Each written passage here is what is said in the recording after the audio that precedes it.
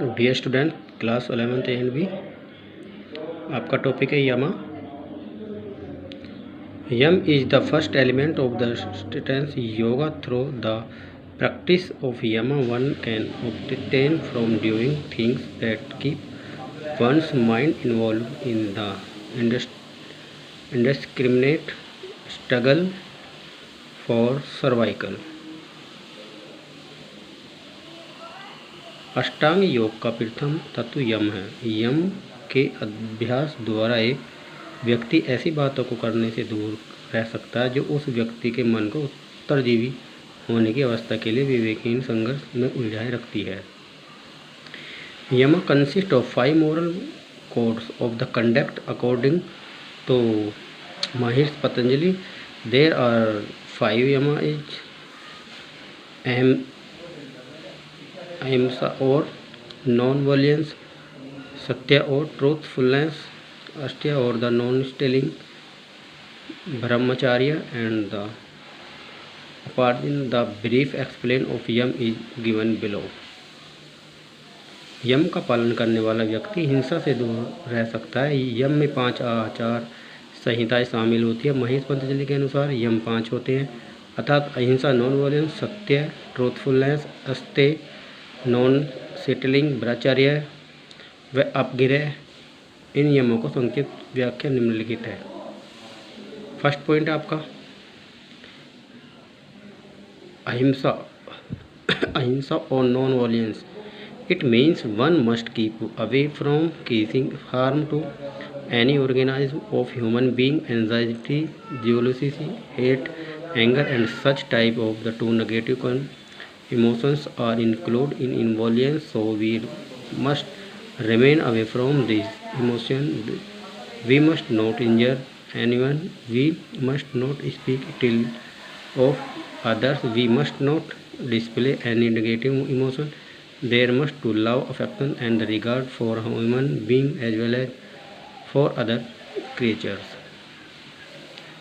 इसका अर्थ है कि एक व्यक्ति का मानव या जीव को किसी प्रकार की हानि पहुंचाने से दूर रहना चाहिए। चिंता, ईर्ष्या, घृणा, क्रोध व इसी प्रकार की नकारात्मक भावनाएं हिंसा में शामिल की जाती है, इसलिए इन भावनाओं से दूर रहना चाहिए। हमें किसी को चोट नहीं पहुंचानी चाहिए। हमें किसी का बुरा नहीं बोलना चाहिए। हमें कोई नकारात्मक भावना प्रदर्शित नहीं करनी चाहिए। व्यक्ति, मनुष्य व जीव जंतुओं के लिए इसमें प्यार व आदर का भाव होना चाहिए। सत्य और ट्रूथफुलनेस। सत्य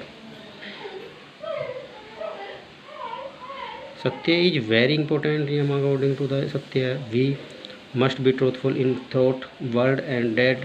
we must not tell a lie. We must obtain from falseness of any kind. We must not speak to others in a difficult manner. At any cost we must speak the truth। सत्य एक अत्यंत महत्वपूर्ण नियम है। सत्य के अनुसार हमें विचार, शब्द व कार्य में सत्यवादी होना चाहिए। हमें झूठ नहीं बोलना चाहिए। इस प्रकार के झूठेपन से दूर रहना चाहिए। हमें दूसरों से छल या धोखेबाजी से बात नहीं करनी चाहिए। किसी भी कीमत पर सत्य बोलना चाहिए।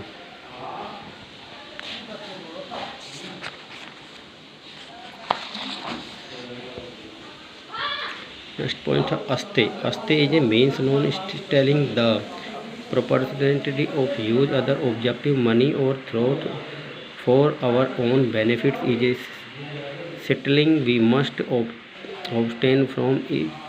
If we think about stealing something, it is also considered settling if we do not use our surplus money in other persons and the suffering. It means that we are stealing it from God, so neither we should steal anything nor we should invite others to steal।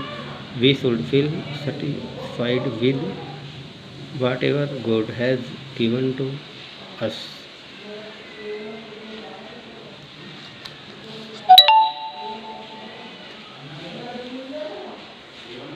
अस्त्य का अर्थ होता चोरी न करना होना। दूसरों की वस्तु, विचार या धन आदि को अपने लाभ के लिए उपयोग करने की प्रवृत्ति को चोरी कहा जाता है। हम इससे दूर रहना चाहिए। यदि हमें कुछ चीज़ चुराने के बारे में सोचते हैं तो इसे भी चोरी ही समझा जाता है। यदि हम दूसरे व्यक्तियों के कष्टों व दुखों में अपने अतिरिक्त धन का प्रयोग नहीं करते, इसका अर्थ होता है कि हम इसे ईश्वर से चुरा रहे हैं। इसलिए न तो हमें कोई चुराने के लिए प्रेरित करना चाहिए, ईश्वर से हमें जो कुछ दिया है उसी में हमें संतुष्टि महसूस करनी चाहिए। ब्रह्मचर्य। Not to take such diet the stimulate sexual desire, not to read pornographic for sexy literature, and not to indulge as a many masturbation for any sexual relation is called brahmacharya. We must keep the above point or your mind so that we can follow the path of the brahmacharya. ऐसा आहार न लेना जो उत्तेजित करता है। अश्लील लेखनियाँ, अश्लील साहित्य पढ़ना या किसी यौन संबंध से भी संलिप्त न होना ब्रह्मचर्य कहलाता है। उपरोक्त बातों को हमें अपने मस्तिष्क में रखना चाहिए ताकि ब्रह्मचर्य के साथ पालन कर सकें। अपग्रह।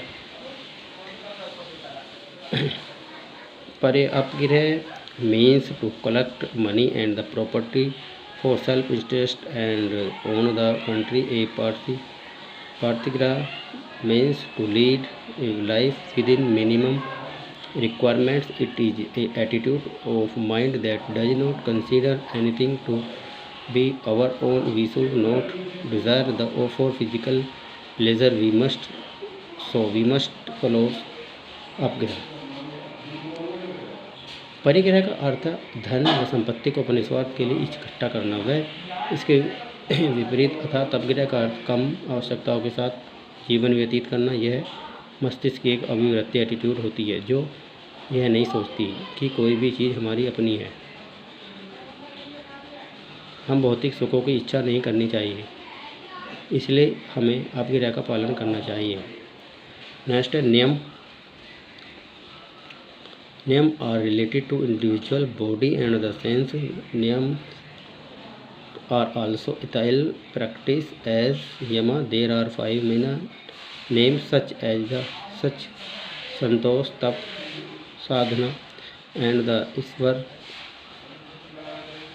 parinana. Their brief explanation is given below. प्राणिधान।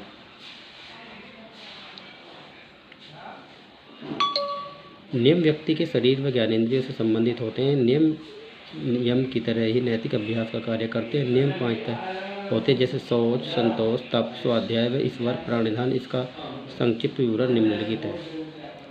शौच।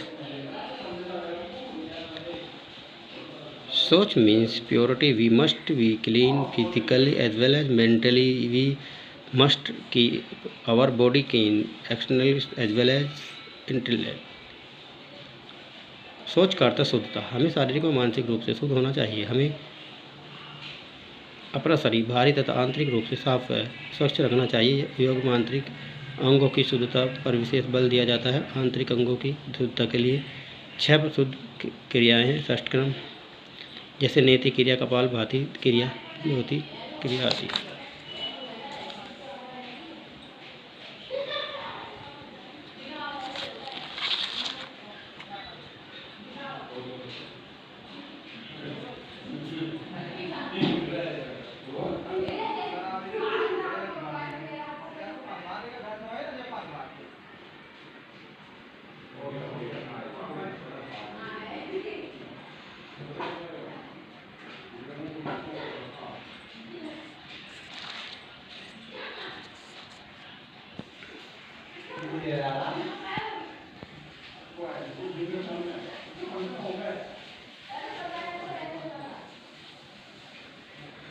Next, pranayam is the control of the process breathing.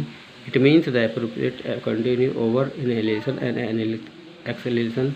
Basically, they are very consistent of the pranayam that inhalation, kumka retaining the breathing and the rika exhalation. There are the various type of the pranayam such as the Ujjayi, Suryanam Namaskar, Sitakari, Sitali, Bhastrika, Brahma and the Plamani. It helps to regulation through the metabolic activities and the enhance of the function of the heart, lungs. It also provide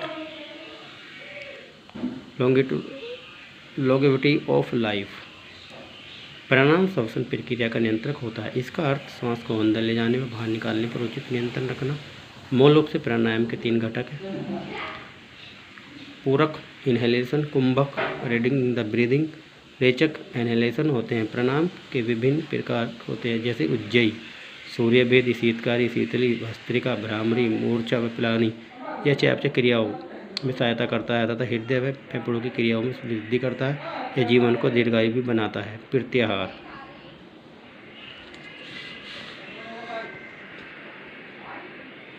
प्रत्याहार is a process of the self control in which an individual becomes also to control over the sense. Indeed, to the introvert, the mind has sense is called the प्रत्याहार। प्रत्याहार एक आत्मनियंत्रण की प्रक्रिया। इसमें व्यक्ति अपनी इंद्रियों पर नियंत्रण करने के योग्य हो जाता है। वास्तव में मस्तिष्क को इंद्रियों के अंतर्मुखी करना ही प्रत्याहार कहलाता है। धारणा। ध्यान। ध्यान is a process of the complete consciousness of the mind. It is a youth stage period of the samadhi. Generally, ध्यान remains attached to our life at every moment whenever it is performed under the specific task in the family. It is usually advised to do that task with ध्यान से करना। ध्यान मस्तिष्क की पूर्ण स्थिरता की एक प्रक्रिया या समाधि से पूर्व की स्थिति होती है।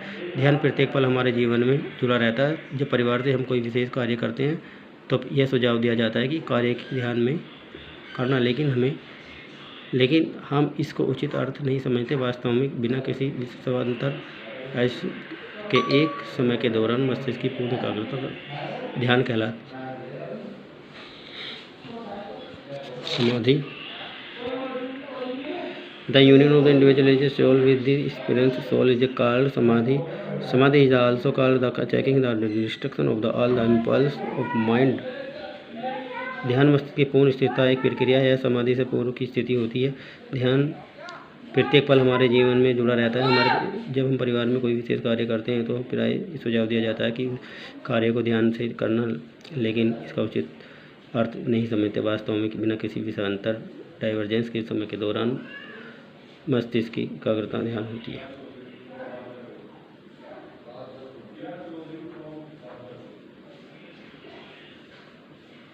व्यक्ति की आत्मा या जीवात्मा का परमात्मा से मिलनी समाधि कहलाता है। मस्तिष्क के सभी अंगों इम्पल्स को रोकना, विनाश करना ही समाधि है। Thank you student.